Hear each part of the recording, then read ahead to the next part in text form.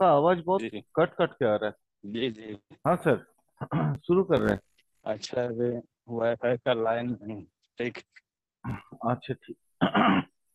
आज बृहस्पति तक हो चुका था। आज हम पढ़ेंगे शुक्र, हेल्थ एंड, कौन सा, दैट इज ये, health and Venus. Clear?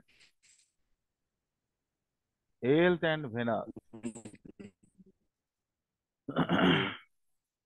Health and Venus पढ़ने से पहले एक्चुअली शुक्र जब पढ़ रहे हैं ना तो फिर बहुत कुछ पढ़ेंगे आज। आज दिल खोल के पढ़ाएंगे हम। मेरा मूड हो गया।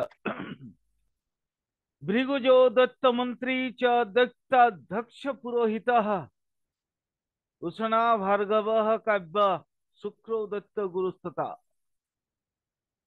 यह है शुक्र। क्या है? ये राज मार्तंड की जो राज मार्तंड नामक जो ज्योतिष ग्रंथ है, महा मैंने कल मैंने इसके कुछ बात बताया था। महर्षि भोजराज का, वही कहाँ राजा भोज और कहाँ गंगू तली। ठीक है। राज मार्तंड उनका सबसे मतलब बहुत मतलब इम्पोर्टेंट एक ज्योतिष का किताब है, जिसमें उन्होंने ये किया, ये बताया था शुक्र का डेफिनेशंस में कि हु इज द वेनस, शुक्र कौन है। भृगु जो दैत्य मंत्री च दैत्याध्यक्ष पुरोहित। पुरोहित, लेकिन ये भी है, बृहस्पति भी है, याद रखिएगा। बृहस्पति पुरोहित किसका है? दैवः, माने देवताओं का। बट ये कौन है? दत्ताध्यक्ष, दत्तों का अध्यक्ष है ये, पुरोहित हैं ये। बृहस्पति जैसा बृहत तेज ग्रह होता है ना, वैसा ही शुक्र भी एक बहुत ही बृहत तेज ग्रह है। लेकिन इसका तेज कौन सा है, कैसा है? निर्मल, निर्मल तेज। कारण क्या है? अगर शुक्र कहाँ से, कौन सा धातु से आता है? देखिए, सूक्ष्म धातु से आता है। सूक्ष्म धातु से शुक्र ग्रह की वर्णना होती है। और ये शुक्र ग्रह मैंने बताया था कि सूर्य का वो विश्वश्रवा नामक जो रोशनी है, किरण है, उसकी तरह इसका पोषण होता है या पुष्टि मिलता है उसी के द्वारा। सूक्ष्म धातु का मतलब क्या होता है? सूक्ष्म धातु का मतलब होता है निर्मलता, दीप्ति, सुचिता। यानी शुक्र का जो भी रोशनी है वो, आप देखिएगा, शुक्र सुबह माने शाम को और सुबह में दोनों तरफ मिलता है, दोनों तरफ देखने को मिलता है। हमारे यहाँ से, धरती से, धरती मतलब हमारे यहाँ कोई स्पेसिफिक जगह नहीं, पूरी पृथ्वी से दिखता है वो। और शाम को जो मिलता है उसको संध्या तारा या सांझ तारा बोलते हैं। और शुक्र में सुबह वाला जो मिलता है वो शुक्र है। सभी जानते हैं, उसको देख के चलते हैं सब। तो ये शुक्र का वही सूची शुभ्र, शुभ्र अगर मतलब किरणें या रश्मियां, रोशनी ना मिले तो होता क्या है, क्या हमें पता ही नहीं चलेगा कि शुक्र ग्रह है कहाँ। शुक्र, अच्छा, शुक्र का एक और नाम है ना, वो उशना। मैं संस्कृत श्लोक नहीं बोल रहा हूँ, जस्ट एक नॉर्मल लैंग्वेज में, हिंदी में इसको डायरेक्ट बता दे। उष्णा, उष्णा, जो उष्णा शब्द जो है ना, वो उष्णा, वसना, वस धातु से आता है। वस धातु, वस मतलब क्या है? कामना। यानी शुक्र कहाँ है? कामना की जगत में। या कामना को प्रभावित करने वाले ग्रह हैं। शुक्र अगर सही ना हो तो जीवन आपका ना बोझिल बन जाएगा। हेल्थ को तो दूसरी माने सेकेंडरी पोर्शंस पर रखिए, प्राइमरी तो आपका फिजिकल बॉडी को रखिए। आपके आकार प्रकार, आपके आचार आचरण, ये सब तो आप है ना। ये आप बिगड़ जाता है। क्यों बिगड़ता है? क्योंकि शुक्र अगर एफ्लिक्टेड हो जाए, मैलिफिक हो जाए, है तो दैत्य गुरु, और दैत्य गुरु अगर क्रोधित हो जाए तो क्या होगा? दैत्यों को इतना ज्यादा उत्साहित कर देंगे, भैया जाके मार दे। अगर वो किसी पे गुस्से में आ जाते हैं, देवता हो, मनुष्य है, या जो भी हो, गंधर्व हो, कोई भी व्यक्ति के प्रति अगर वो गुस्से में आते हैं, उनका अगर ईगो हर्ट होता है, तो वो तो अपने प्रतिपक्ष को अपने सपक्ष का व्यक्ति के द्वारा जो है मरवाएंगे ना। ये देखिए, ये प्रतीक बातें हैं, मैं बार बार बोलता हूँ, प्रतीक बातें हैं। कारण क्या है? आप जिस गोष्ठी में हैं, जहां पे आप रहते हैं, वहां के आसपास में आपके तो कुछ लोग होंगे ना, जो आपके सपक्ष में खड़े होंगे अनकंडीशनल लाभ के कारण। ये अनकंडीशनल लाभ ही शुक्र है। ये दैत्य दानों, ये जो भी बातें हैं, ये प्रतीक हैं।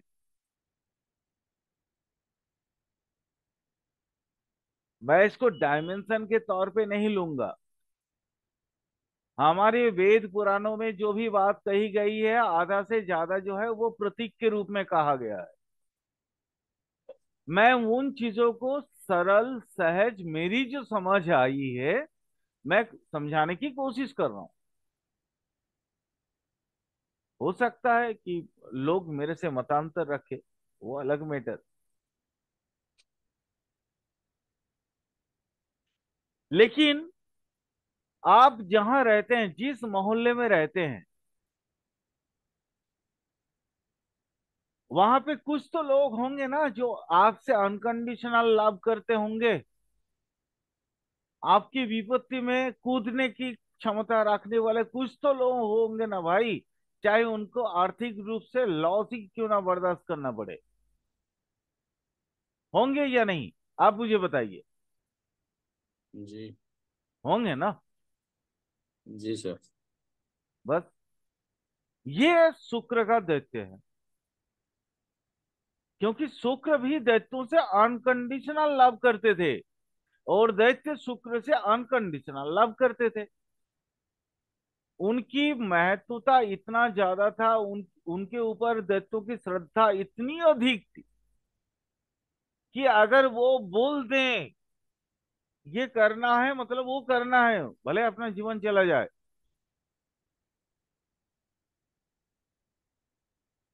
ये कहाँ से आता है? ये चीज आप मुझे बताइए। इतनी ऊर्जा, इतना ये कहाँ से आता है? कहाँ से आता है? वो इसलिए आता है, शुक्र ना हमारे शरीर के समान वायु को मेंटेन करते हैं। समान वायु, मैंने बोला था वायु 5 प्रकार का है, आयुर्वेदिक एस्ट्रोलॉजी। वायु 5 प्रकार का है। वैन, सबसे पहले छोड़िए, अपान, प्राण, अपान मतलब जो नाभि स्थली के आसपास वाला है, अपान, प्राण, जो बृहस्पति में पढ़ाया था, नाभि मूल से होते हुए नासिका के माने हृदय से होते हुए नासिका तक पहुंचता है। प्राण, उदान जो समस्त वक्ष स्थल में होता है। वैन जो पूरा पूरा शरीर में होता है। और समान जो ये चारों वायुओं को सामंजस्य रखता है, समानता, ये कोऑर्डिनेट करके रखता है, समान वायु। ये समान वायु वो है, इसलिए अनकंडीशनल लाभ होता है यहाँ शुक्र के प्रति। समान वायु अगर बिगड़ जाए तो हरी शरीर का हर एक अंग बिगड़ जाएगा। वो किडनी हो, वो लिवर हो, या कोई भी अंग क्यों ना हो, वो बिगड़ता है और बिगड़ेगा। ये आप नोट करके रखो, लिख के रखो। और बाकी जो चार वायु है वो भी बिगड़ेंगे, क्योंकि ये कोऑर्डिनेटर वायु है वायु तत्व में, आयुर्वेदिक एस्ट्रोलॉजी में। इसलिए शुक्र, जैसे मैंने बृहस्पति में बोला था, बृहस्पति कुपित हो जाए शरीर खराब होता ही है 100%, क्योंकि बृहस्पति जैसे आयुर्वेद बोलता है ना कि सारा रोग का जड़ जो है वो पेट है, वैसा ही मैं आपको बताता हूं सारा रोग का जड़ ये समान क्या है, आपके आपके मेंटल कंडीशंस। मेंटल हेल्थ अगर ठीक नहीं है तो फिजिकल हेल्थ कभी ठीक नहीं हो सकता है। मन सिर्फ चंद्रमा है, मन सिर्फ चंद्रमा है, लेकिन मेंटल हेल्थ शुक्र है। याद रखिएगा इस चीज को। बहुत छोटी छोटी चीज है, लेकिन बहुत मतलब अगड़म बगड़म सुनाई दे रहा होगा आपको। यूट्यूब में मेडिकल एस्ट्रोलॉजी का हजारों लेक्चर, लाखों लेक्चर मिल जाएंगे।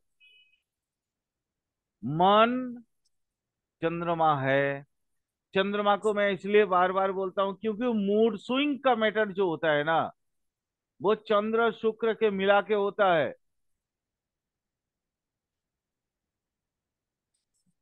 इसलिए शुक्र भी स्त्री का प्रतीक है। शुक्र ग्रह को हम लोग क्या बोलते हैं, स्त्री जाति बोलते हैं ना। लेकिन शुक्राचार्य तो स्त्री थे नहीं, जी। वो तो पुरुष थे। मैं बार बार इसलिए बोलता हूं कि देखिए ये सारा प्रतीक है, प्रतीक। चीजों को समझने की जस्ट बहाना चाहिए। मैंने होता है ना, जैसे कहानी में अब मोरल स्टोरी जैसे बताते हैं बच्चों को सिखाने के लिए, वैसा ही ग्रहों को समझाने के लिए हमारे पूर्वजों ने, हमारे जो पुराने पुरा काल में जो ज्योतिष के गुरु थे, ज्ञाता थे, दैवज्ञ थे, उन्होंने कुछ छोटी छोटी कहानियों के माध्यम से ग्रहों के बारे में वार्तालाप किया था। ये भार्गव है तो पुरुष, लेकिन बार्थ टाइम रेक्टिफिकेशन में हम इसको स्त्री जाति की मानते हैं ना। शुक्र, बोलते हैं ना शुक्र भेनास। आपकी विवाह, पुरुष के लिए विवाह का कारक होता है भेनास, पराशरी में, जैमिनी में। तो ये क्या, ये लोग, ये अच्छे एस्ट्रोलॉजर नहीं थे, वो तो बहुत बड़े एस्ट्रोलॉजर थे।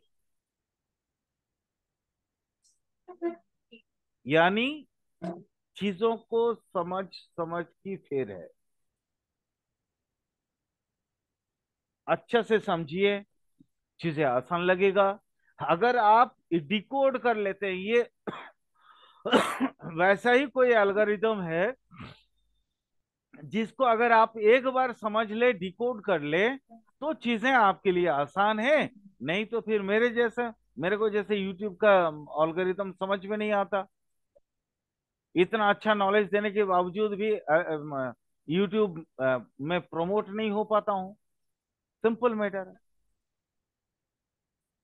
तो जो चीज मैं एस्ट्रोलॉजी जानता हूँ, ऐसा हो सकता है कोई आई मैंने ये एल्गोरिदम, यूट्यूब के एल्गोरिदम को समझता है।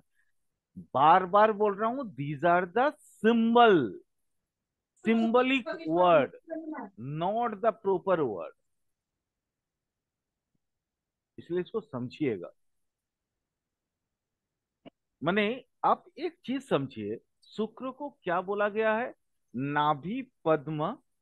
नाभि पद्म, विष्णु की नाभि पद्म के अंदर जो, उसमें जो आश्रित है, उसमें जो आश्रय किया हुआ या आश्रित है, जो समान वायु, वो शुक्र की प्रवाह में चलता है।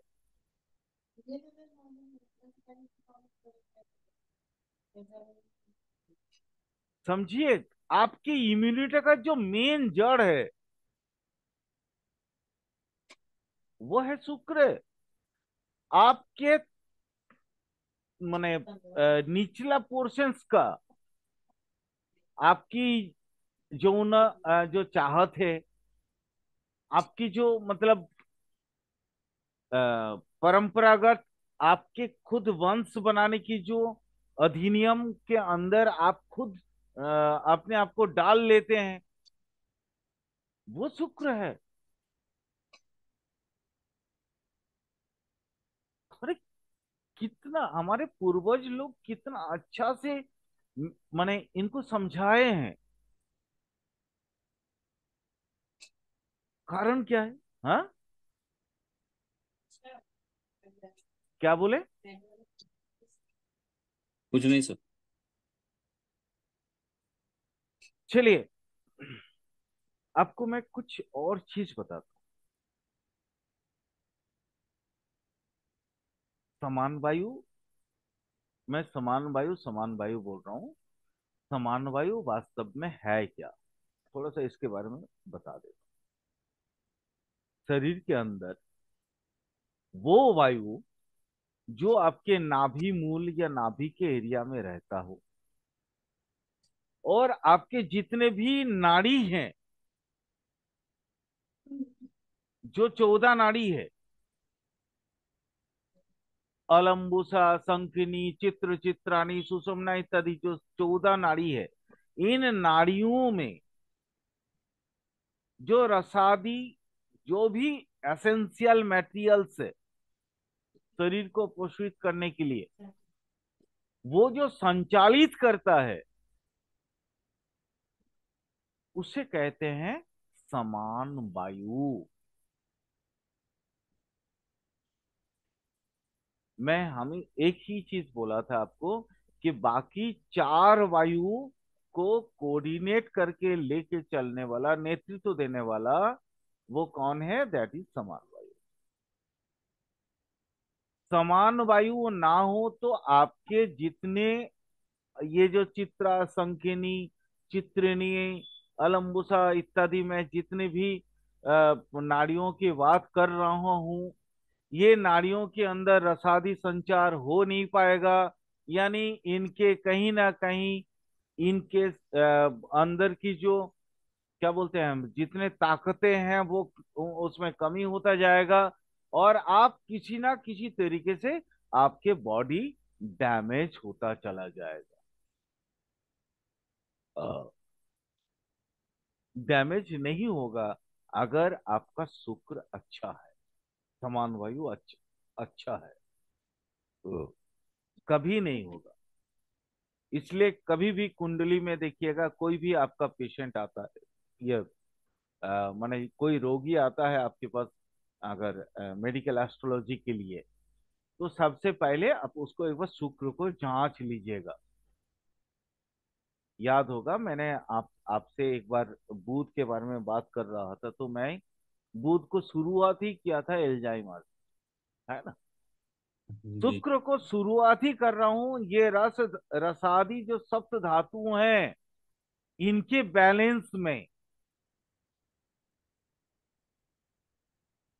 ये 9 के 9 ग्रह अगर आप प्रॉपरली जान लेना, तो आपके शरीर में कोई भी रोग होगा, उस रोग को आप खुद पहचान सकते हैं। अगर आप मेरे जैसे ज्ञान पापी बनेंगे, वो अलग मैटर है, ठीक है, वो जी। अलग मैटर है। हर चीज जानता हूं, लेकिन समय के अभाव से कर नहीं पाता हूँ प्रॉपरली। हाँ, लेकिन फिर भी कोशिश करता हूँ कि मेंटेन खुद को करके रखूं, वैसे ही। क्योंकि ये रस धातुओं से, ये रस ये जितने भी सप्त धातु वगैरह, अगर ये सही ना हो, यानी आपका शुक्र अगर पापग्रसित हो जाए, तो सबसे पहले तो आपको ना वो सिफिलिस नामक एक बीमारी होता है, याद सुने होंगे आप। उपदंश, सिफिलिस, गनोरिया, ये सब बीमारियों का ग्रसित होता है शरीर। जितने भी गुप्त बीमारियां हैं, यौन व्याधि जिसको बोलते हैं, यौन व्याधि, वो सारे के सारे मेलिफिक शुक्र का आशीर्वाद है। आशीर्वाद तो नहीं बोल सकते, अभिशाप बोल तो अभिशाप ही बोलिए आप। लेकिन शुक्र मेलिफिक होगा तो ही होगा। गर्भाशय, उसका जो भी रोग है, सिस्ट होना या कोई भी चीज, वो खराब शुक्र का है। जैसे रक्त प्रदर होता है, माने जिसमें महावरी में खून बहुत ज्यादा निकलता है, रक्त प्रदर, श्वेत प्रदर, ल्यूकोरिया, ये सब खराब शुक्र का असर है। शुक्र को ठीक करिए, ये प्रॉब्लम खत्म हो जाएगा। अब आगे बताता हूं शुक्र को कैसे ठीक किया जाएगा, वो भी बताऊंगा, बिल्कुल बताऊंगा।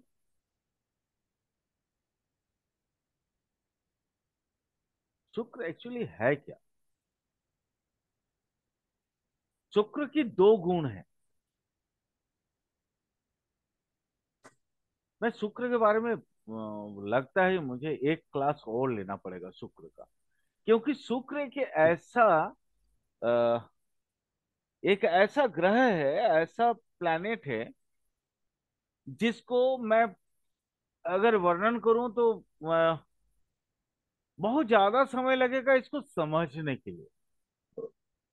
आप लोगों ने अष्ट ऐश्वर्य की बात सुना हो, अनिमा, है ना, लघिमा, गरिमा, प्राप्ति, प्रकम्मा, अशित, वसन, ये सब जितने भी अष्ट प्रकार की जो कहते हैं ना, वो हनुमान जी को, जब हनुमान जी के नॉर्मली बोला जाता है, जो हमारे पुराणों में या हमारे जो वाचक कथाएं बोलने वाले लोग हैं ना, कि हनुमान की अगर आप उपासना करते हैं तो आपको अष्ट सिद्धि मिलता है।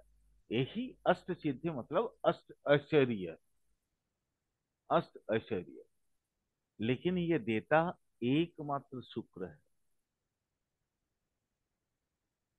आपके प्लैनेट के तौर पे आपके शारीरिक जितने भी चीजों हैं, वो देता है शुक्र।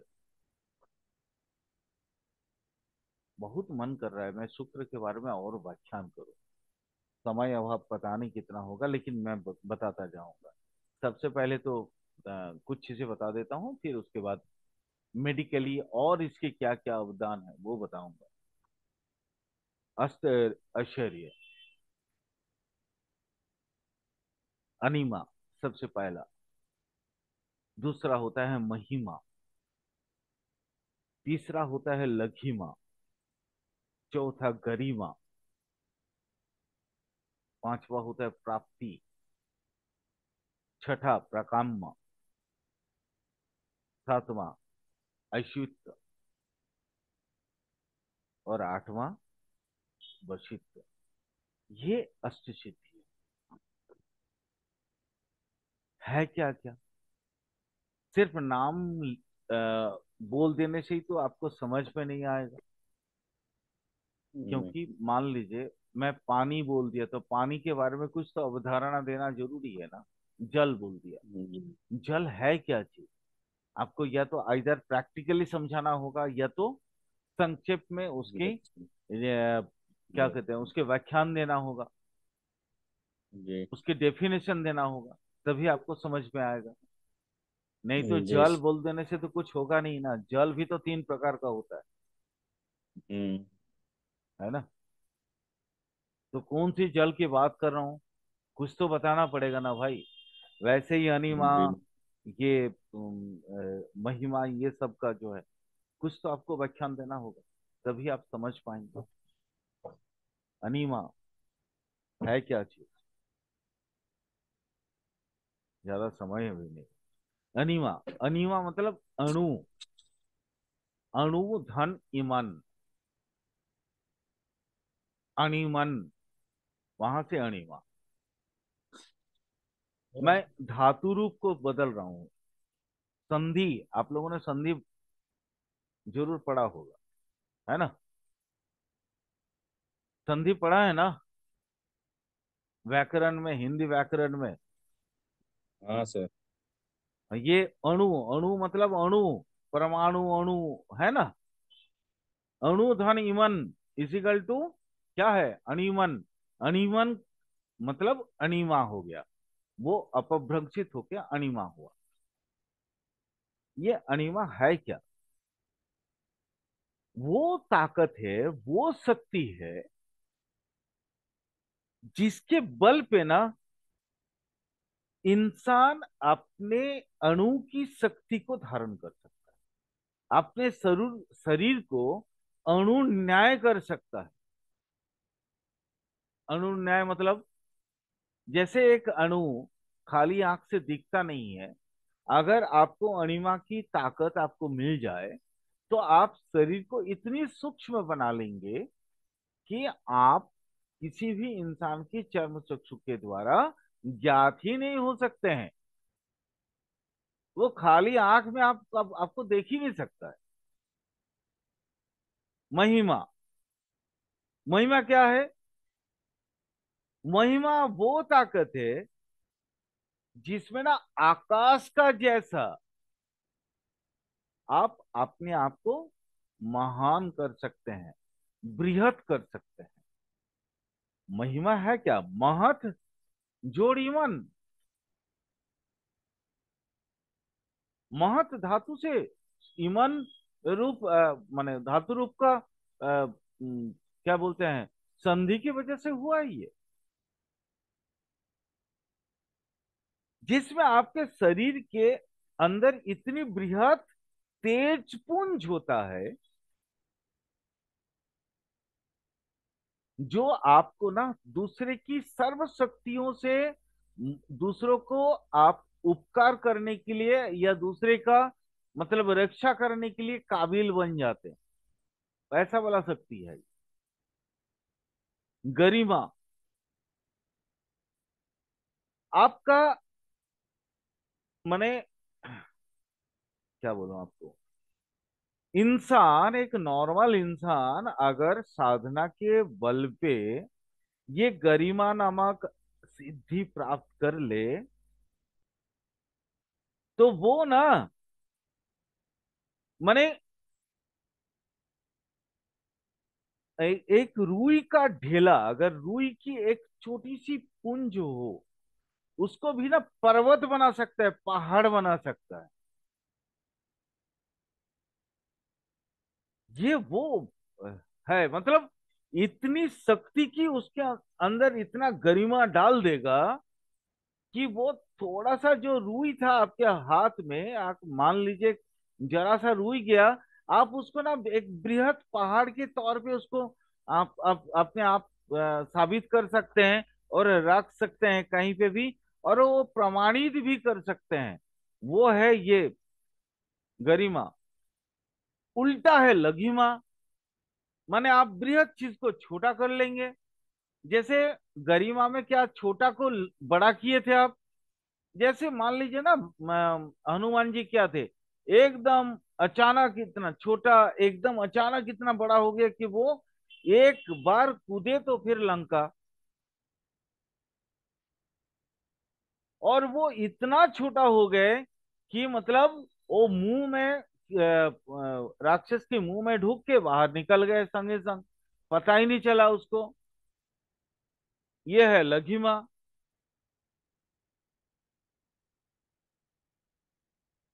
प्राप्ति क्या है, प्राप्ति मतलब कोई भी चीज को स्पर्श करने की प्राप्ति।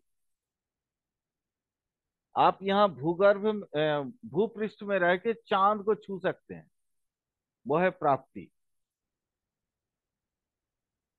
उसके बाद क्या था? प्रकाम्य। प्रकाम्य, प्रकाम्य मतलब आपने, आपकी इच्छा जैसा होगा सभी कार्यों में आप अपने आप को उस तरह से पटु पाएंगे।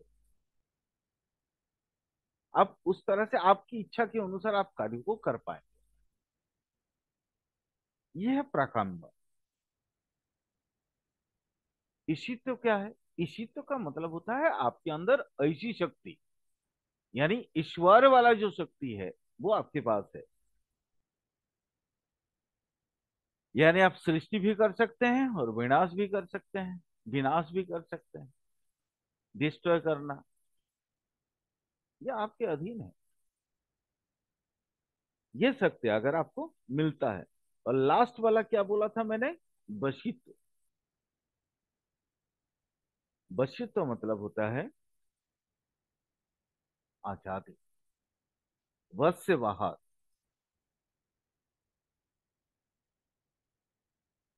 आप ना स्वाधीन बनते। वो एक इंसान को अगर ये वशित्व वाला सिद्धि मिल जाता है तो वो जागतिक और पारलौकिक कोई भी विषय को वो अपने वश में कर सकता है। आप आजाद हो गए, इतना आजाद ना कि आप छोटी छोटी से लेकिन बड़ी, बहुत बड़े चीजों को, माने ईश्वरीय जो बंधन है उससे आजाद हुए आप। यानी जैसे ईश्वर अपने भक्तों को या कोई भी चीजों को अपने अधीन रख के वश करके रखते हैं, वैसे ही आप भी वश कर सकते हैं। आप सोचिए, दैट इज, ये पूरा चीज मैंने क्यों बोला, अष्टसिद्धि की बात मैंने क्यों बोला? मैं समान वायु को आपको समझाने की प्रयास कर रहा कि समान वायु वास्तव में है कौन हमारे शरीर के लिए। आप यूं समझ लीजिए, ये अष्ट सिद्धि पाने वाला व्यक्ति, इसका जितना ताकत होगा तो समान वायु को कंट्रोल में रखने वाला व्यक्ति का ताकत भी वैसा ही होगा। यानी आप निरोगी बने रहेंगे जिंदगी भर, आपको कभी भी कोई प्रॉब्लम नहीं होगा। क्योंकि शरीर का जो ग्लेमार ओजो बनता है ना, ओजो क्या, हम खाना खाते हैं, 20 दिन के बाद वो बदलता है, 40 दिन के बाद वो बदलता है, 60 दिन के बाद वो बदलता है। ये एक एक स्टेज है खाने का। माने अभी हम खाना खाएं, वो 80 दिन में जाके बनता है वीर्य में, और 120 दिन में जाके बनता है ओजो में। ओजह आपको देखने में इतना अट्रैक्टिव, इतना ग्लैमरस, वो होता है अजोह गुण। ये ओजो इसके अंदर है। क्या बोलते हैं, हमारा शुक्र के अधीन है। हमारे जैसे बाल का गिरना, बाल, शरीर का बाल कहीं पे भी हो वो शनि के अधीन है। लेकिन नॉर्मली जो सर का बाल है वो शुक्र के अधीन है। ये जो ग्रीवा या है प्रदेश, वो शुक्र के अधीन है। मूत्राशय, अगर शुक्र खराब हो तो प्रोस्टेट एनलार्जमेंट होगा ही होगा, 100% होगा। मूत्र उसमें एक और प्रॉब्लम आता है, शुक्र में है बहुमूत्र। ये सब बीमारी होना ही है। आपको ना खट्टा खाने का बहुत इच्छा करेगा। अगर ये सारी चीजों को कंट्रोल कर लें तो आप बहुत ज्यादा दिन तक जी सकते हैं। यही है मेडिकल एस्ट्रोलॉजी में शुक्र की महत्वता। शुक्र अगर सही हो तो आप अपने आप को, आपके शरीर को निर्दोषित साबित कर सकते हैं। यानी बात पित्त कफ से दूर रख सकते हैं। निर्दोषित मतलब इस तरह का निर्दोष नहीं कि आपके ऊपर ब्लेम लगा हुआ है सर। बात पित्त कफ तीनों दोषों से आप मुक्त रख सकते हैं खुद को। जो त्रिफला